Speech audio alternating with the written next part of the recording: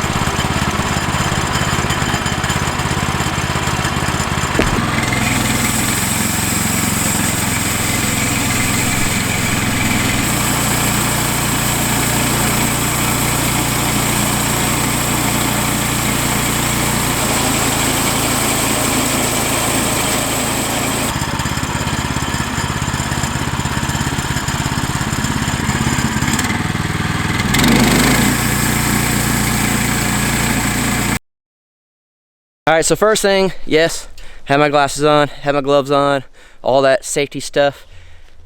I know yesterday I didn't wear it. Yesterday, the reason I didn't wear them, and I wore swimming trunks because it was raining. I was gonna get soaked anyways. I was soaked by the end of the day. My glasses were fogging up, I couldn't see, so that's why I didn't do it. And I know I took the risk of the chainsaw whenever I was going down of it, kicked back and stuff. I know all the risk I took. Is it the smartest? No, but I took the risk. I worked in the rain. It's already not smart. So today I'm trying to be safe as possible, but I've already cut up all this. And then on this last one, the battery died, so you didn't get to see all the way through, but I have it cut like this to where it's milled up on this side, you know, all sides except this side. I'm not really worried too much about that. If I was making shelves or a fireplace mantle, that'd be super cool. Keep it live edge on one side, flatten the other, so I could do stuff like that later for the cabin whenever I do shelves and cabinets and whatever, anything I do that I want live edge. But for now, I need to go ahead and figure out how I'm going to make this gate. It's roughly 5 feet wide by about 3.5, 4 feet tall, so I don't need a whole lot of lumber. So I'm gonna go ahead and work that up in my head and get going. All right, so my plan is, as you can see, it's up. I am going to cut a good chunk, probably 4x4, something of that nature, and I'm gonna use that as the sides of the gate. If I can get 2 really good ones, then I'll use it all the way around. So I'm gonna see what I can get out of this.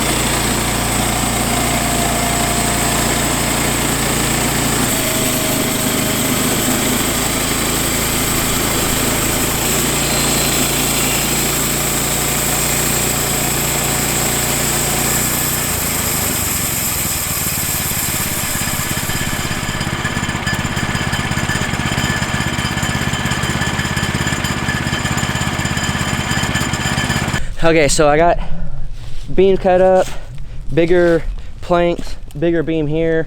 They are all different sizes, okay, because like I said, I only need it to be 5 feet tall, so I'm gonna take one of these long ones and cut it in half. I just figured I'd go ahead and have that for something else. And then plus, I think I'm gonna leave some of this wood out and kind of see how it bows and bends and all that type of stuff. This is the first time I've ever done any type of sawmill stuff or working from an actual tree. I've always bought lumber. I've built rustic furniture and stuff like that for years and years and years. So I have knowledge, but not when it comes to this stuff. So all trial and error, but that is the fun and beauty of it.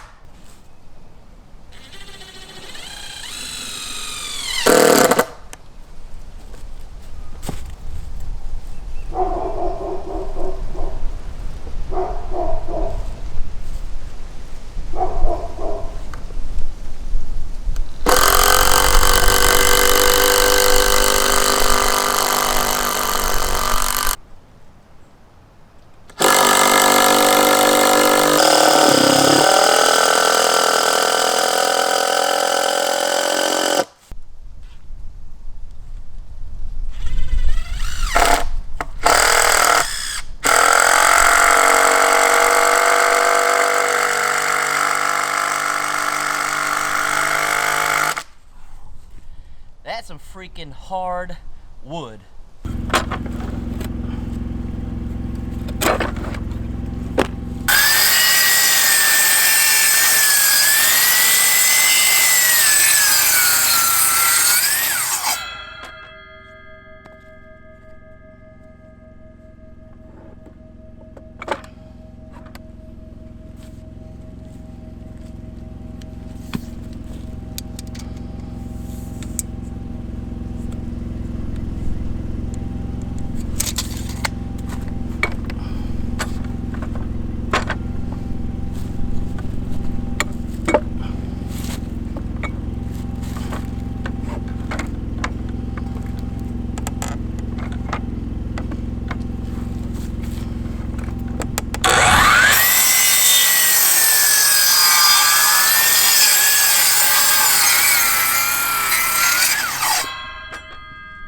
So I'm going to cut these and brace up the corners.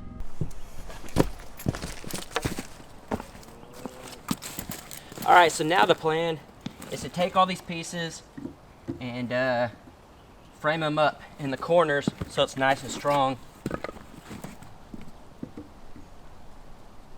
Hopefully it'll screw in.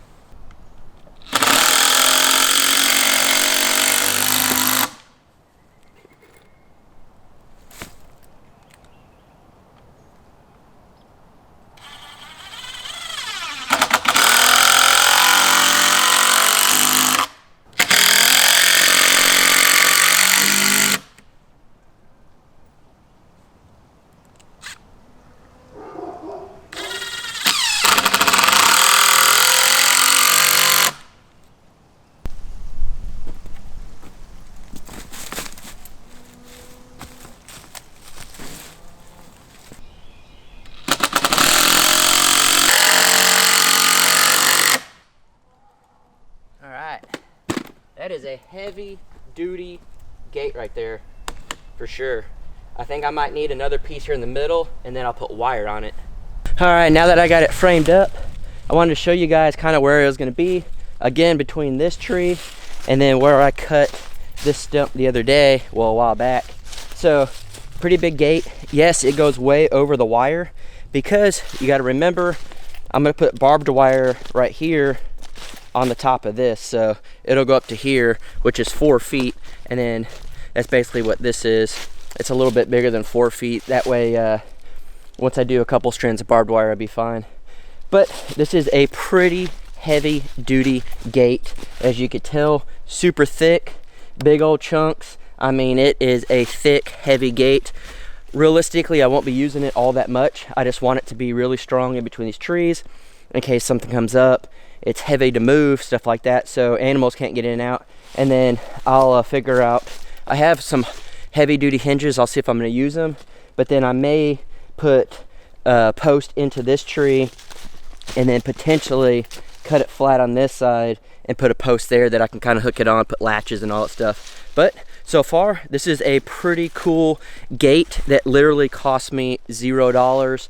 Just my time in, a little bit of gas in the generator to run the saws, and then the sawmill. Overall though, I'm very pleased with the gate.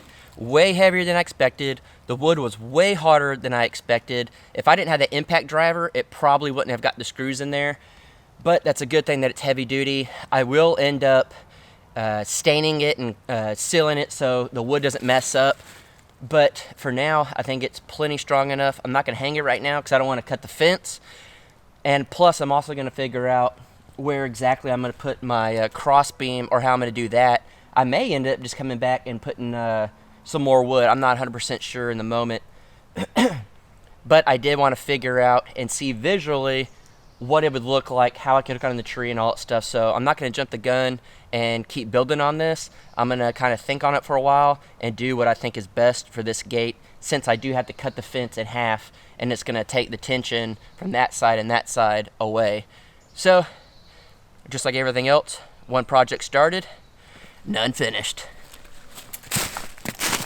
Another thing I wanted to touch on real quick. Yesterday, you guys saw me cutting that tree and stuff, and I was in swimming trunks, and I did it to be funny, just to kind of, it was raining Really and truly, I shouldn't have been working out in the rain anyways.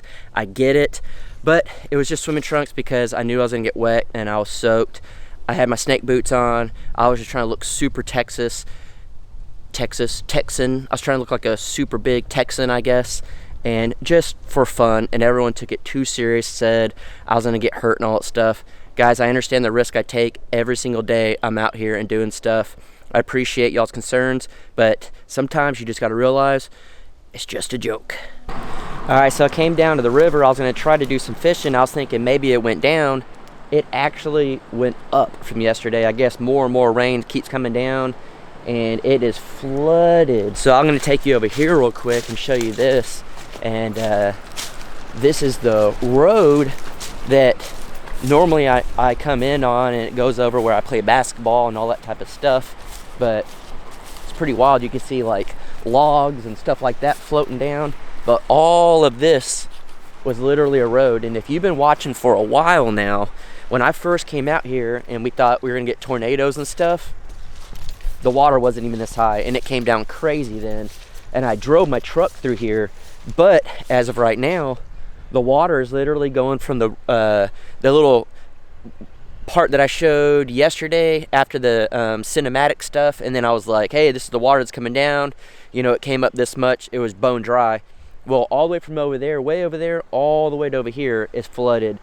This is crazy. I've been here about 3 months now, and I've never seen it this high, and I know it can get higher, but I'm gonna try to take you guys way over there by the clubhouse, because there was a cliff and you used to be able to see about 10 feet underneath the cliff, and I'm pretty sure it's to the very top of that, which is a ton of water. So I don't think there's gonna be a whole lot of fishing in here.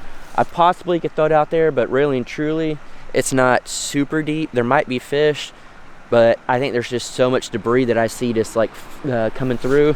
I'll probably just get stuck and stuff. So I do have like canned food and Mountain Man meals, stuff like that, to get me through, because I think we're about to be locked down here for a while, not just because of floods, just because all the stuff going on in the world. So it's pretty wild, but I'm gonna see if I can. I'll go over there and I'll show you guys what it looks like. All right, so I made it around over by the clubhouse, and guys, this cliff, you could literally look down, and I'll come over here for showing the river.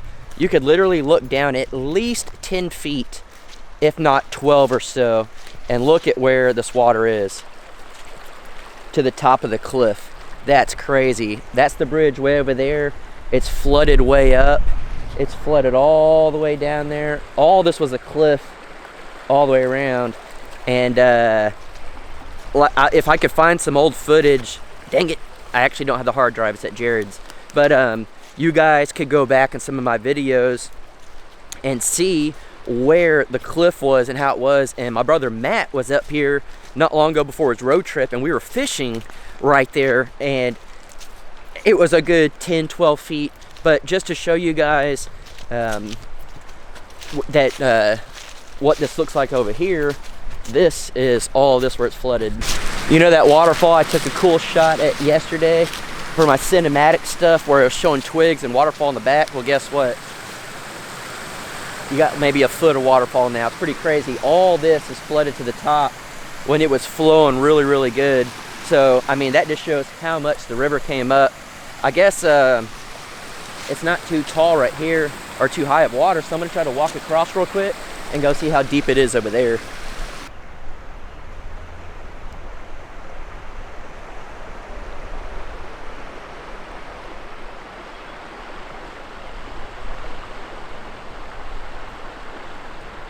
All right, so over here is where it's really crazy. You guys saw this in my video yesterday, and I said that it's flooded coming down the hills, flooding this part out.